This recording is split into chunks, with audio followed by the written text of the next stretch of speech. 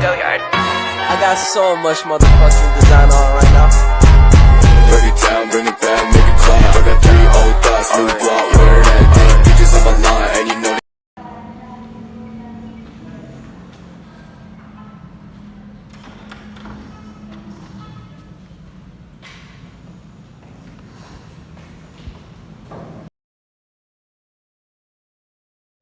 Sama-sama membaca surah Al-Fatihah dan mulai. Bismillahirrahmanirrahim.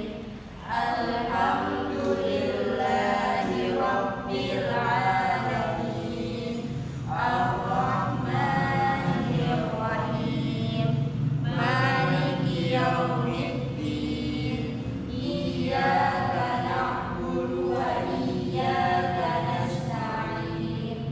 Ihdinas siratal mustaqim.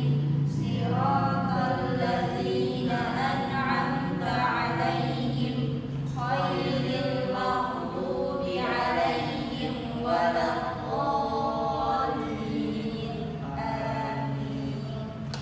Alhamdulillahirrahmanirrahim.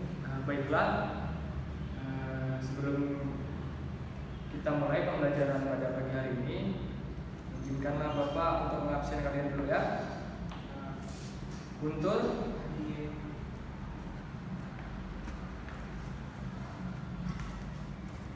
Dayang, Saya Pak. Mutia, Tadi Pak. Harmila. Saya Pak.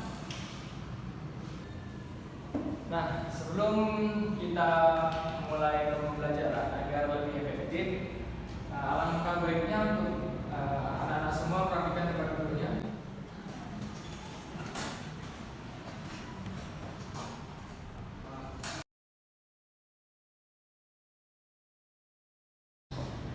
Nah, baiklah, pada pagi hari ini pembahasan kita adalah tentang kolaborasi.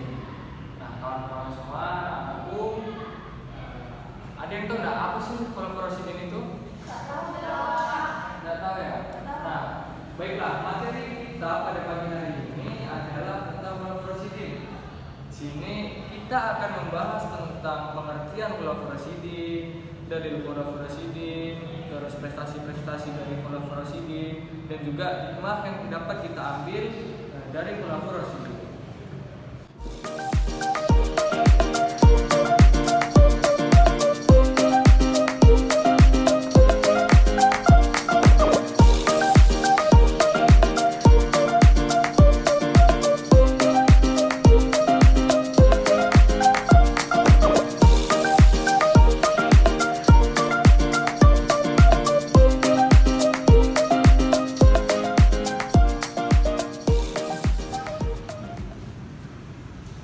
Nah, baiklah anak-anakku sekalian. Inilah materi kita pada pagi hari ini tentang kolaborasi. Nah, sebelum saya menjelaskan tentang pembahasan ini, saya ingin anak-anak sekalian untuk membaca terlebih dahulu. Nah, silahkan untuk anak-anak sekalian membaca tentang materi kolaborasi yang ada pembahasan yang Bapak tulis, silahkan dibaca terlebih dahulu. Nanti setelah itu Bapak baru jelaskan.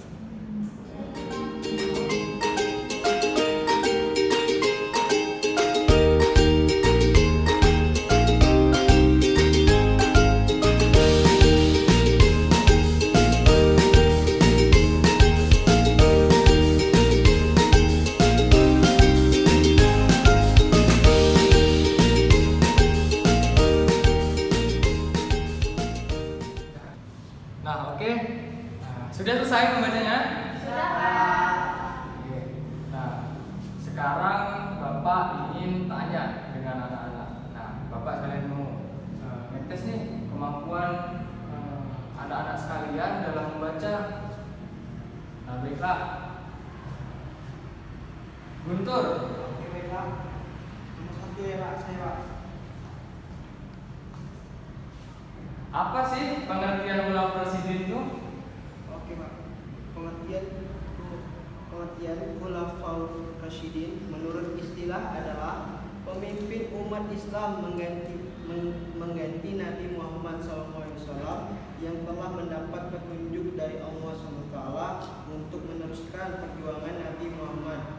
Secara bahasa kaum Rasyidin berasal dari bahasa Arab khalifah, artinya pengganti, sedangkan Ar-Rasyidin artinya mereka yang dapat petunjuk, jadi Khulafaur Rasyidin. Menurut bahasa adalah orang yang ditunjuk sebagai pengganti, pemimpin atau penguasa yang selalu mendapat petunjuk dari Allah SWT. Oke, bagus, setuju. Nah, selanjutnya pertanyaan kedua untuk Mutia. Ya Pak.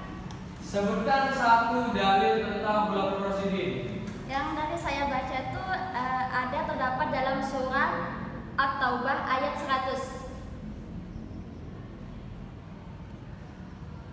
Baiklah, sangat luar biasa sekali kalian.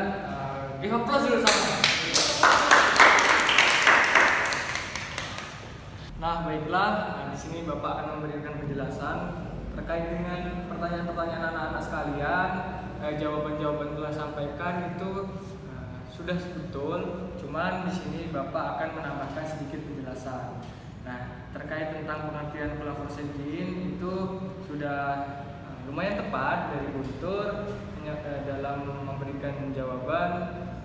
Kurang lebihnya ya sama tadi, bahwasanya Khulafaur Rasyidin itu adalah mereka yang dipilih untuk menggantikan Nabi Muhammad SAW setelah beliau wafat. Nah, Khulafaur Rasyidin ini juga adalah dia atau orang-orang yang ditunjuk oleh Allah Subhanahu wa taala untuk meneruskan dakwah Nabi Muhammad SAW.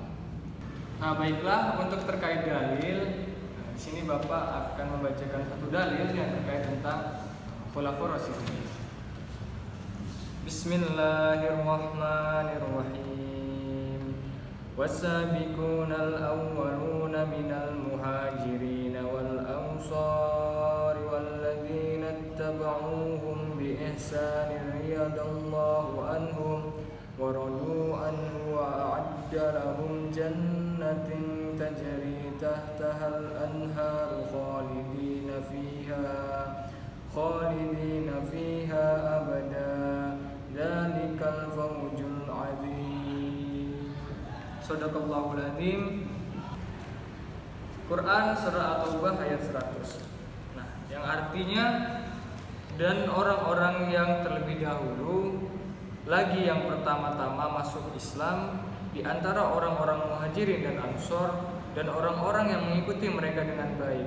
Allah ridho kepada mereka dan mereka pun ridho kepada Allah. Allah menyediakan bagi mereka surga-surga yang mengalir di bawahnya, sungai-sungai. Mereka kekal di dalamnya selama-lamanya. Itulah kemenangan yang agung. Nah, tadi itu adalah dalil tentang Khulafaur Rasyidin. Selanjutnya adalah prestasi-prestasi Khulafaur Rasyidin. Nah, jadi Bapak di sini akan jelaskan pada kalian apa-apa saja sih prestasi-prestasi apa saja yang telah dicapai oleh Khulafaur Rasyidin. Nah, yang pertama ada Abu Bakar As-Siddiq.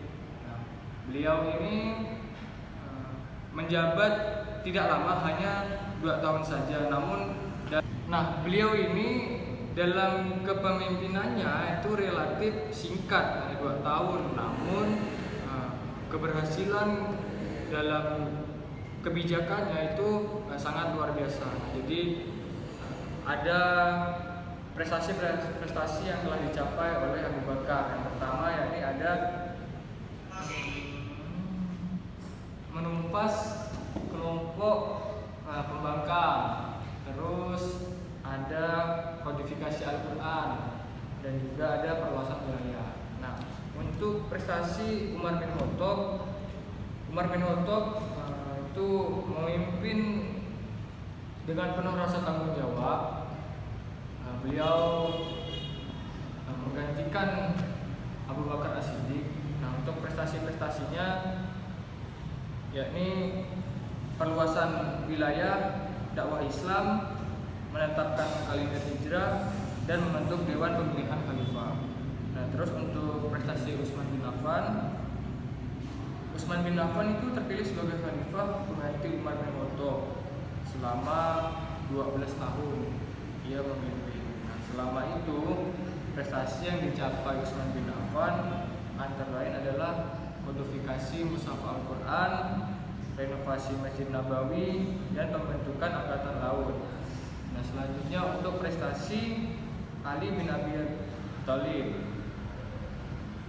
Sepeninggal Khalifah Utsman bin Affan dalam kondisi yang masih kacau karena ada clash antara dua kelompok. Yang satu ingin meminta Ali bin Abi Thalib untuk tetap menjadi khalifah, akan tetapi ada beberapa tokoh yang menolak usulan tersebut. Ali bin Abi Thalib itu menjabat khalifah selama 5 tahun. Nah, adapun prestasi yang telah dicapainya yakni mengganti pejabat yang kurang cakap, membenahi keuangan negara atau Baitul Mal, terus memajukan ilmu nahwu, yang terakhir pembangunan kota Kufah. Nah, itulah tadi prestasi-prestasi Khulafaur Rasyidin dari Abu Bakar As-Siddiq, Utsman bin Affan, Ali bin Abi Thalib, dan juga siapa? Nah, untuk materi yang terakhir yakni ibrah yang dapat diambil dari Khulafaur Rasyidin sebelumnya. Ibrah itu kurang lebih pengertiannya sama dengan hikmah. Jadi hikmah apa sih yang dapat diambil dari Khulafaur Rasyidin ini? Baiklah, di sini Bapak akan menjelaskan tentang hikmah yang dapat diambil. Yang pertama, untuk pemerintahan dalam menjalankan pemerintahan haruslah kebijakan yang dibuat itu tidak boleh bertentangan dengan agama, dan juga haruslah sesuai dengan ajaran agama Islam.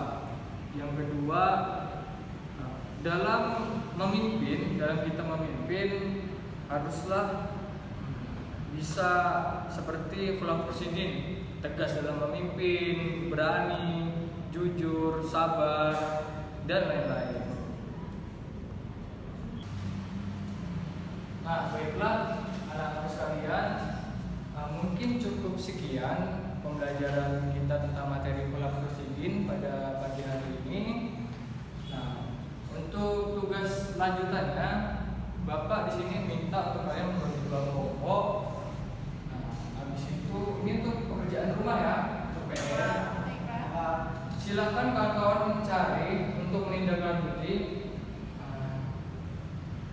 ibrah yang dapat diambil dari Khulafaur Rasyidin dan dikaitkan dengan kejadian atau tragedi pada zaman sekarang. Nah, itu tugas kalian ya. Nah, nanti silahkan dibagi kelompok jadi 2 kelompok. Berhubung ada 4 orang di sini, nanti dibagi 2-2, 1 kelompok 2 orang. Silahkan dikerjakan tugasnya. Nah, sebelumnya ada yang ingin ditanyakan atau masih belum tidak paham? Enggak, Pak. Paham saya? Paham, Pak.